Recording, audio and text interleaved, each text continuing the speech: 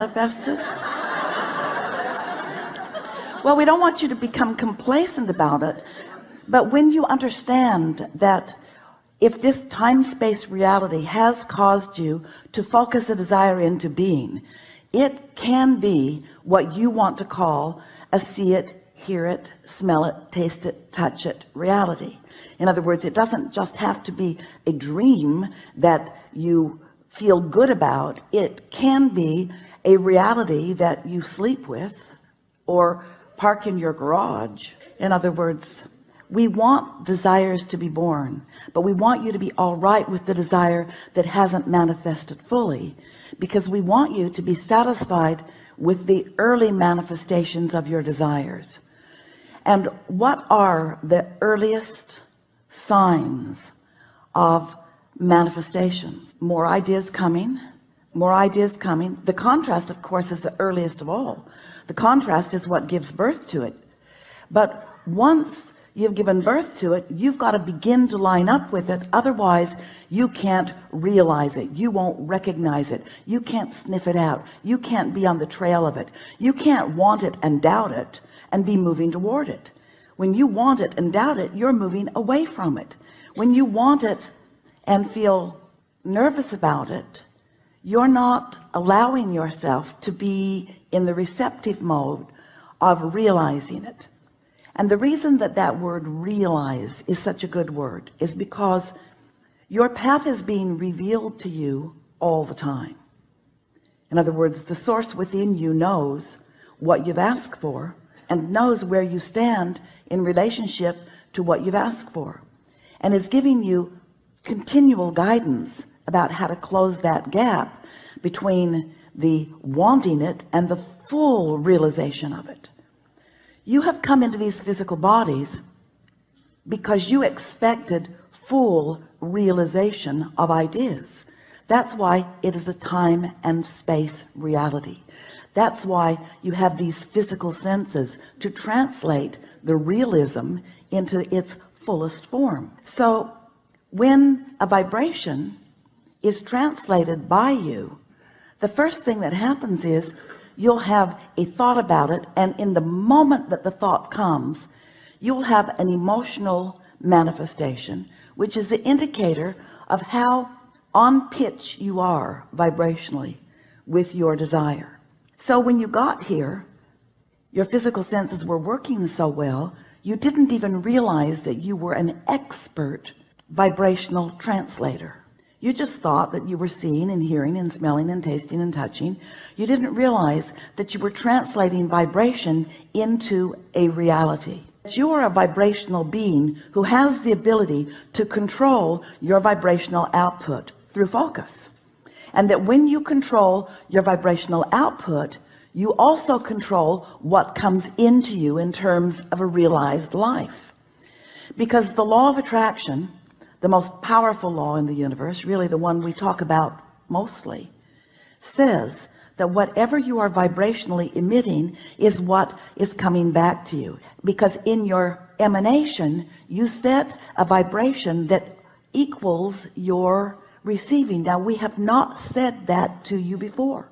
Do you know that you set your receptive mode by your transmission mode? What you focus on is how you focus your dial. So you can't be saying one thing and getting another. You can't be thinking one thing and getting another. You can't be feeling one thing and getting another. The universe does not hear your words. The universe is responding to your vibrational output. As you are offering this signal based upon what you are giving your attention to, whether it is in the past as you are remembering it, or in the present as you are observing it, or in the future as you may be imagining it, it doesn't matter. You're doing it right now. It's causing you to emit a signal now. That signal equals your point of attraction now, and the whole universe is queued up to respond to that vibration. The thing that would help you to emit the vibration, the one you want to emit, meaning the one that you want to be answered, the easiest way to do that is by caring, really caring about how you feel. Because when you care about how you feel, you're alert to your emotions, you're alert to your emotions, which are your guidance system. Your guidance system, which is giving you constant in the moment feedback between what you've asked for. Another way of saying that is all that you have already vibrationally become, and what you're allowing yourself to realize in its full manifested form. In other words, you want to be aware of that gap, and you don't need to think about closing it tightly all the time, because you can't. Life is causing you to expand continually. You're never going to completely close that gap. So here's how it works. You sift through life. You know what you don't want, which causes you to know what you do want. You emit a signal about it, and vibrationally speaking, you become an integrated being with that new desire that you have discovered. Vibrationally speaking, you become it. We're going to stand over here in the vibrational spot, in what we call the vortex, or the vibrational reality. You have become this newly improved version. Life caused you to become it. Oh, you haven't manifested it yet, most likely. It's a new idea to you. It's a new idea that isn't all that familiar. It's a new and improved idea. But the larger part of you, the non-physical part of you that existed before you came into this body, that still exists in the non-physical realm, even though you're here in this body, that part of you became that newly improved, that newly expanded vibrational version that life just caused you to become. But you're probably still standing over here in the same beliefs. Beliefs just a thought you keep thinking. It's a habit of thought. Standing over here in the same beliefs that you held when you launched that rocket. You're not ready to believe in your ultimate prosperity. Life caused you to want more money, but you don't believe in the more money that life just caused you to ask for. If you believed in it, it would be flowing into your experience. Except that there is a vibrational version of you that you may or may not, usually not completely, be up to speed with. And that vibrational version of you is calling you toward it.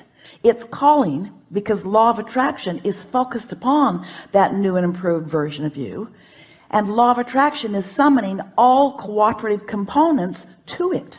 The question is, are you a cooperative component to your own desire?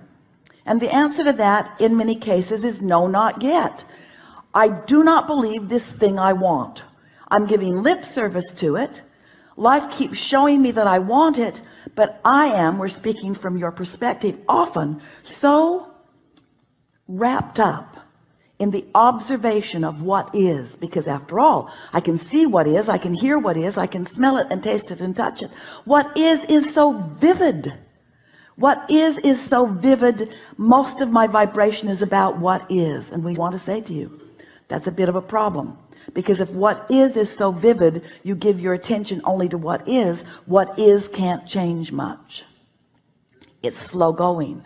Have you noticed? So you've got to let go of what is a bit. You've got to stop telling it like it is and begin telling it as you want it to be.